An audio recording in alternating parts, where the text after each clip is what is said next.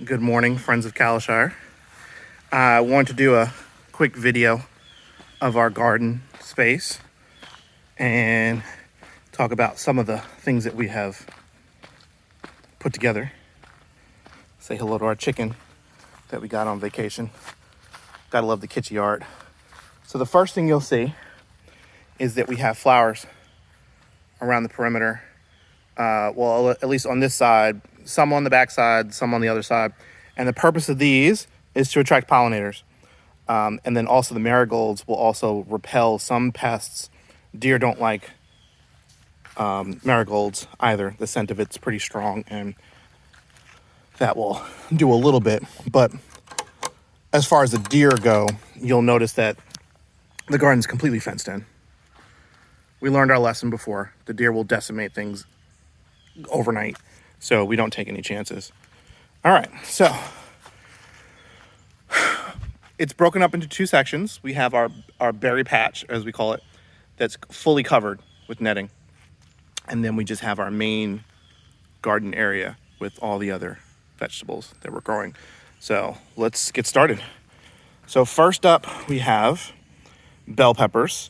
I have them with a shade cloth to try and keep them cooler at the hottest parts of the day. I do have stakes in there because you do want to worry about the wind and snapping the branches. So I do need to continue to tie. I only tied one, but I do see some peppers growing. You can see right there, it's a little baby pepper. So this is one of my most challenging plants or vegetables. I've never had really good luck with bell peppers, so I'm trying some different things this time, different fertilizer, spacing them out, separating them, using the shade cloth. Hopefully that works. These are the hot peppers, really only jalapeno. I was kind of lazy this year. Plus the family doesn't really like too many hot peppers. So I have jalapeno and I have, I think I have Tabasco peppers that I'm actually growing for Carlos. Last time I grew them, they went crazy. I shipped some to Texas. So these are pretty easy to grow. I do use the stakes again for wind protection. I need to get another stake over there. But otherwise, they're very easy to grow. You give them some fertilizer, you keep them watered. They kind of take care of themselves, and they can be big producers. So here is the okra bed. So these were all grown from seed. And these two took. That side did not take, and so I started again and planted some new seeds. So I've got some growing. And this is what happened. You see the one on the left got eaten by something. Maybe I need to cover them. And that's the solution, but they seem to get attacked when they're very young. So these ones made it. And now we've got some baby okra growing right there. That looks good. These plants will get super tall. They'll get like 6-7 feet tall, and they'll be big producers. You'll get a lot of okra, so you want to pick it at the right time. This is the rogue blackberry that didn't fit. We've got like 12 plants. I don't even remember. So we had to put one outside. All right, so this is our zucchini bed. So the main featured plants are zucchini. So we've got Black Beauty, we have Ford Hook, I think it's called Ford Hook, and Golden Zucchini. These were all grown from seed. So I tried to do a lot more from seed this year instead of buying starts. Save money, make it easier. And I'll try and save the seeds, but the ones that I purchased from Baker's Creek, it's a great source of heirloom seeds. You can freeze them. You close up the package, you put them in a Ziploc bag, you put them in the freezer, and they should be fine for several years. So the other plants in here, we have mint that's used as a repellent plant, and we have radish, which is used as a trap plant. So these are the radish. You can tell red stems. I don't even see any real growth of the fruit at the bottom, or the root at the bottom. But I use the mint as a repellent for squash bugs and vine borers. I haven't seen any yet, So it seems like my plan is working, but I also did cover them. So you'll see the row cover that I took down. I haven't cleaned up yet. I had this whole thing covered up to about here. Well, where the hoops are, sorry. Yeah, where the hoops are. So it's covered up to the hoops. And then I eventually took it off when the plants just got too big and they needed room. You'll also notice that we're very diligent about pruning. So most of the leaves, those two obviously, those need to go down there. But most of the leaves at the bottom we've pruned off. Because what you want to do, what you want to prevent is you want to prevent any dirt from splashing up on the leaves. And you also want to kind of keep the plant clean. The other different thing that we did was use a tomato cage this year. This was a tremendous improvement. As you can see, they grow upright, the leaves. So it makes it very easy for you to crouch down, look underneath, to look for squash eggs, to look for squash bugs, and just keep everything healthy. It also increases the airflow, which prevents things like powdery mildew or mold or any kind of fungus. So big improvements. Start with good seeds, but also, be diligent in your care and maintenance. Over here is probably my favorite part of the garden, the arch. So on this side, we have different types of beans and peas. So the pole beans that you see climbing all the way up, these are called Cherokee Trail of Tears. We haven't seen any beans produced from it, and this is the first time I've grown them. But we'll see. I mean, there's nubs. There's nubs here. You see that? I don't really know exactly how they grow. Oh, there's a flower. All right, so that'll turn into a bean. And it looks like we'll get a decent amount. But it is pretty cool to watch them grow up. Then we have our bush beans. We have two different types of bush beans. We have purple TP. And you can see the purple leaves. They're beautiful. See if I can find some small ones to show you, because I know they're here. They're hiding. Ah, there we go. So there is a purple TP. It's beautiful. It actually turns green when you cook it. And then we've got the tenderettes. So this is a tenderette bean. Here we have magnolia snap peas. These are purple in color. There they are. They're purple in color. Super tasty. You can just snap them off and eat them. Okay, cucumbers. So on this side, we have 3 pickling cucumbers, Boston pickling. And you'll notice some Nasturtium, recognize the leaves. Nasturtium, again, trap plant for bad pests, bad bugs. And then we have the munchers, or the slicing cucumbers. So you see, they start as the flowers, and there, you can get a little plant there. Here we go. So we have one that's a little further along. It's growing kind of weird. It's actually looked like that for a couple of days now, so I don't know what we're gonna do, but we're waiting on it. That's a beautiful size, beautiful shape. That's what you want it. So I don't know, when they're misshapen like this, it's probably some kind of water disruption thing. Uneven watering can lead to that. But the beautiful thing about the cucumbers is when you trellis them like this, again, good airflow, and you'll get a lot of fruit, a lot. It does go all over the place. So what we've been trying to do is look at things like this and really clip them off. We don't want them going everywhere, but it kind of hurts our heart because, every fruit counts. So there's a fruit there. So I really don't want to cut that off from all the way over here. Over here, the other perimeter, more marigolds. Again, you want to plant a lot of deterrent plants. We believe in natural pesticide as opposed to chemicals. I don't do chemicals. All right, so this bed is our cherry tomato bed, and you can see that one is just all over the place. I don't prune this one. I just let it grow. and hope for the best, but it's huge. I've never had a cherry tomato plant that healthy and that big. I'm really doing some different things this year, and it's paying off. This one's a little runty. They were both planted at the same time. I don't know, it had a slow start, but it's definitely picked up. It's definitely picked up. I think it will be a good producer. So one of them is Sun Gold, and the other one I cannot remember because it's a new variety that I was trying out. And for the life of me, I don't know. Once they mature, I'll be able to tell. This is a golden zucchini that we took from over here.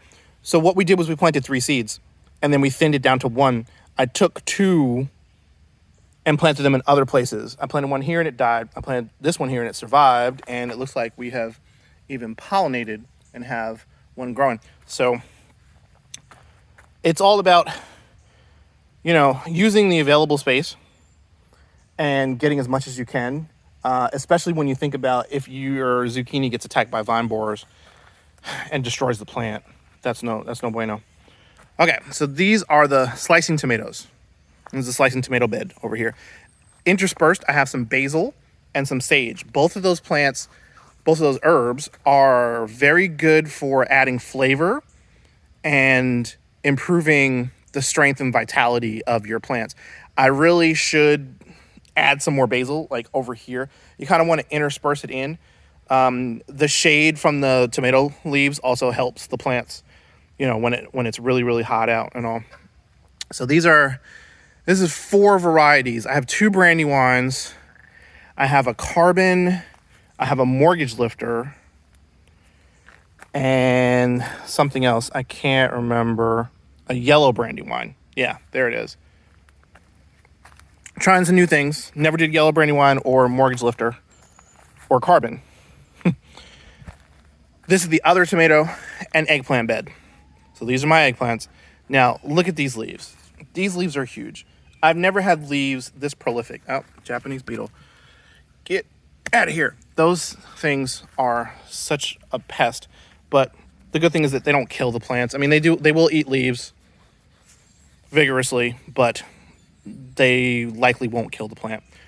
Okay, so these are big beefs. The big, juicy tomatoes that you love to use for your sandwiches. That's what these are. This is what got me into loving tomatoes. My grandpa had a garden, huge garden, and I didn't like tomatoes before I had one of his, but they're so juicy. His secret is that he uses horse manure. So I got to get on that. And luckily, there's some farms around us, and I'm probably going to pick up some this weekend. I've been slacking on it, but I need to get some in the mix. These eggplants are amazing. Again, I'm enthralled because we typically have a problem growing eggplants. And I think it was because last year we grew it with the peppers. You shouldn't grow them with peppers. It's just the interaction doesn't foster good growth. They're fine with tomatoes, and you want to make sure that they're spaced out. This is probably about 18 inches between stems, which is where it's supposed to be. But, you can see 1, 2, 3, 4, 5, 6. I mean, there's a lot of fruit on here, and I'm really excited to see how this turns out. I love eggplant. I love frying up eggplant. Okay, potato patch. So these are our potatoes. We planted these back in March. We've already taken out 3 bags. Probably a total of 10 to 12 pounds worth of potatoes. A little less than we had expected, and so I need to figure out what's going on and why that's happening. But ultimately, that they're ready when they start to lay down, when the leaves start to lay down and turn yellow. So when all this green is yellow, then we'll turn the bag over and we'll harvest what we get here. We did some the other night. It was good. We baked them up. They were very tasty, very fresh, obviously. We just picked them. So this is the girls' bed. I set this up so that they would have a bed of their own to play around with and care for. I do need to get them out here to do some more tending to it because they're not getting the lesson in. But I'm growing something called Melon 132. which is in the honeydew family, and they grow really small, like quarter size. They also don't taste very well, so they're for the chickens. I have 2 growing here and 2 growing in another spot in the garden, and I'll feed them to the chickens. But I like to see things vine up, so I like to grow stuff like that. I'll need to train this.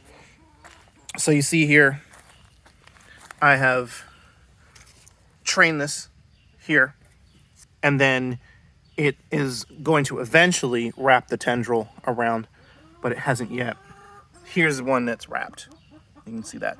So that's what's got to happen up here, and then I can let it go. But this, I'm going to need to pull this over and tie it up so that it will go on the fence line. But, sometimes they need a little help. Okay. So here's another vegetable that I've never grown before. Sweet potato. So these are in the ground. I tilled the ground and planted the potatoes, added in the right fertilizer. I want to say it was bone meal, which helps for root growth, and a little bit of nitrogen for leaf growth, but didn't know that they spread like that. You can see our morning glories on our fence back there. I've got like 7 or 8 of them that I planted from seed, and we'll see what happens. Some of them are getting taller than others, and that's pretty cool. Love climbers. Sunflowers. This sunflower here, I'm 6 feet, so let me go stand next to it. So here's an 8-foot pole. Here's an 8-foot pole. So that's got to be like 9 feet. Whew, these things can get up to 12 feet. So I will let some of them, I'll let them all go to seed, of course, and leave some of them out for the birds, but also take some for myself and roast them. Here is an interesting experiment. So when you prune the tomatoes, so you'll notice all these cuts here and here and here. So we're pulling suckers. Suckers grow in the crook of the plants. Here's an example of a sucker. So this right here. So main stem,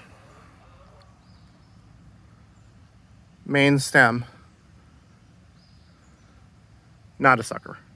Sorry, bad example. I think these have already been pruned this morning. Okay. Oh, no, here we go. Main stem, crook, sucker. So just pinch it out. Because suckers will grow into entirely new plants, which is what this is. So we pulled a big sucker off, and I planted it. And initially, it was looking pretty downtrodden, but now it's perky, and we'll see what happens. If we can get another plant out of it. We've got 3 over here, 5 over here. That makes 9. We'll see. This is our strawberry bed. So this is our strawberry bed.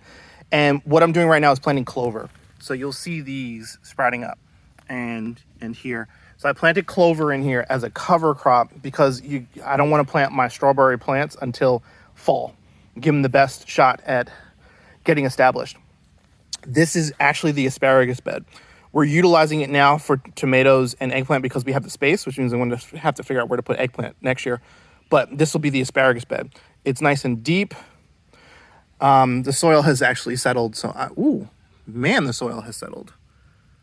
This soil was all the way up to the top. Look at that. Man, that's like 6 inches. Okay. Story for another day. It's going to need more soil. But yeah, so this will be the asparagus bed. This is definitely my second favorite. Maybe the first. I don't know if it's tied for the first. The corn patch. I've always wanted to grow corn. I've never had the space for it, nor did I know how. So I did my research. I started, planted from seed, and now we've got corn. Look at this. It's getting thick. It's getting nice and thick. That's beautiful. So we are going to continue to nurture this and pollinate it. We've been hand pollinating. See, you see the tassels at the top. That's where the pollen is. You shake them and the pollen comes down, or you clip them and you rub the pollen across the silks. each of those silks represents one kernel or is connected to one kernel. So you need to pollinate all of them to get full growth. But whew, this is pretty cool. I've also planted beans, as you can see, that are climbing up. And I planted zucchini. I was supposed to plant squash. We'll see what happens. But in the Three Sisters vein, you're supposed to plant beans, pole beans, and squash. The squash would grow lower. The leaves would stay lower to the ground and create a living mulch, which just helps everything, and the beans provide added support. All right, so let's quickly go around. It's a little bit messy, but we have our garden table for stuff. We have our watermelons. This is one of 2 watermelon patches. So we have another patch on the other side of the house that has 3 more watermelons. One of these is Sugar Baby, and this should be a Jubilee. We had originally planted this, but then felt like it wasn't enough space. So we'll see what happens. The other one, we created the ideal amount of space.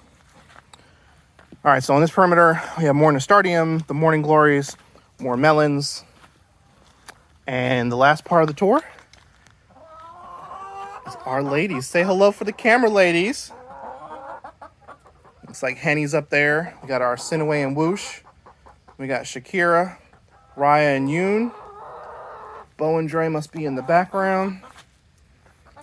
So our hens are definitely doing well. They're getting along. I'm growing some things here. This is ryegrass on the side, and then more clover over here. Additional Nasturtium, but I'm always doing that. Little pretty flower bed for aesthetics.